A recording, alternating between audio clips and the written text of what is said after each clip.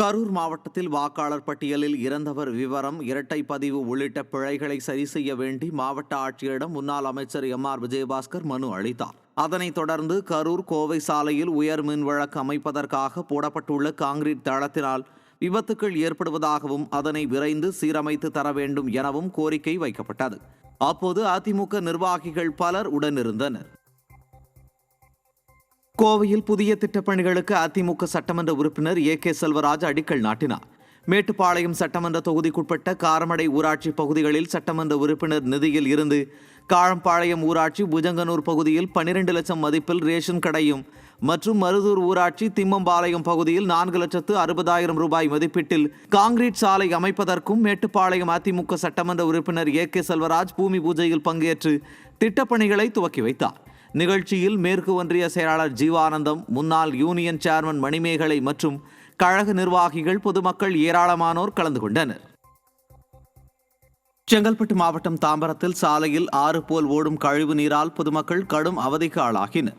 காமராஜபுரம் பேருந்து நிலையத்தில் அவ்வப்போது கழிவு நீர் குழாயில் இருந்து சாக்கடை வெளியேறி பிரதான சாலையில் குளம் போல் தேங்கி நிற்பது வழக்கம். இதனால் அப்பகுதியில் செல்லக்கூடிய வாகன ஓட்டிகளும் பொதுமக்களும் விபத்துகளில் சிக்கும் அவலம் ஏற்பட்டுள்ளது.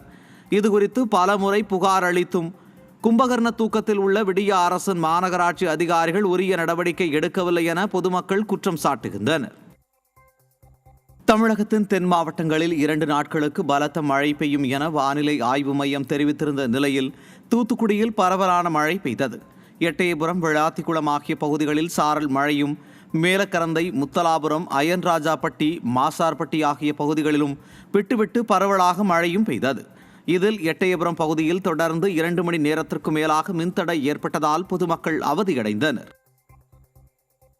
அதிமுக ஆட்சியில் வழங்கப்பட்டு கடந்த 4 ஆண்டுகளாக நிறுத்தி வைக்கப்பட்ட இலவச பட்டா நிலங்களுக்கான பத்திரப்பதிவை செய்ய நடவடிக்கை எடுக்க வேண்டும் என மதுரை மாவட்டம் திருப்பரங்குன்றம் தாசில்தாரிடம் அதிமுக சட்டமன்ற உறுப்பினர் ராஜன் செல்லப்பா மனு அளித்தார். கடந்த 1993ஆம் ஆண்டு அதிமுக ஆட்சியில் திருப்பரங்குன்றம் தொகுதி ஜே நகர் குடியிருப்புக்கு வழங்கப்பட்ட இலவச பட்டாவிற்கு தற்போது 4 ஆண்டுகளாக பத்திரப்பதிவு நிறுத்தி வைக்கப்பட்டுள்ளது.